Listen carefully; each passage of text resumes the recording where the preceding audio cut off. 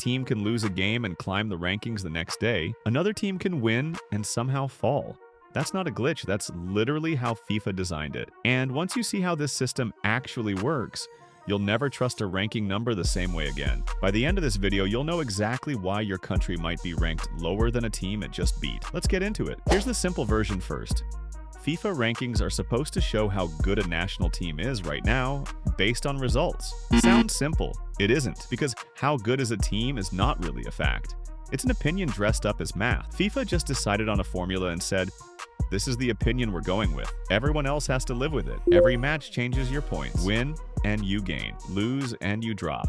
Draw and not much happens. That part's intuitive, but here's where it gets interesting. The number of points you gain or lose depends on three things stacked on top of each other: your opponent's strength, how big the game was, and how confident the math was before kickoff. So beating a weak team barely moves the needle. It's like getting a participation trophy. Emotionally underwhelming. Technically a win. This is the part nobody explains well, so let's fix that. Before the match even starts, the algorithm predicts a result, like a betting line, but nerdier. If you're ranked way higher than your opponent, you're expected to win easily, so if you do win easily, you don't gain much. You just did what you were supposed to do. But if you only scrape by, or worse, draw, you actually lose points. You met expectations technically. The math doesn't care about technically. You know, the type of team that beats a giant once every 4 years and never lets anyone forget it. That's not pride talking, that's math talking. When a low-ranked team beats a high-ranked team, the algorithm treats it like an earthquake. Massive point swing. Because the formula basically says, wait, that wasn't supposed to happen?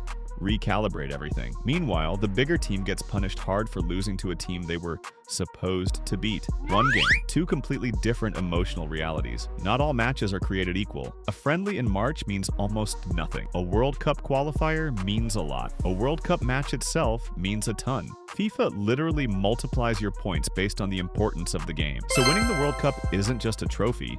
It's a points explosion that can launch a team up the rankings overnight. In theory, this makes sense. Why should a random exhibition match matter as much as an actual World Cup knockout game? In practice, it means rankings can swing wildly during tournament season, then go quiet for months. Here's the uncomfortable truth. The rankings aren't measuring talent. They're measuring recent results filtered through a formula. That's a different thing. A talented team going through a rough patch can fall fast. A mediocre team riding a lucky streak can rise fast. This is why fans constantly argue that the rankings are wrong. They're not wrong.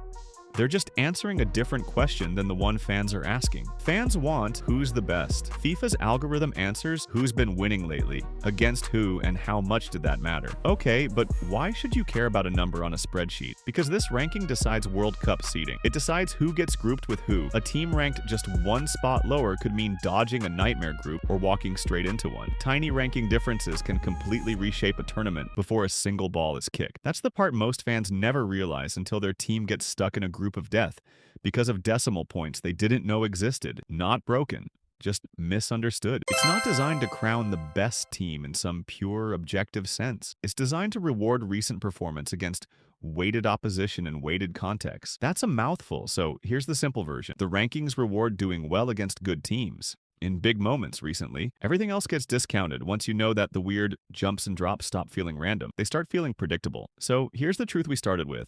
A team can lose and climb. A team can win and fall. And now you know exactly why. It's not a mystery. It's a formula quietly judging context, opponent strength, and stakes behind every single match. Next time a ranking shift looks insane, ask yourself who they played, how big the game was, and what the algorithm expected. Suddenly it makes perfect sense. If this finally made the rankings click for you, subscribe. There's a lot more about how soccer actually works behind the scenes, and you're going to want to see it.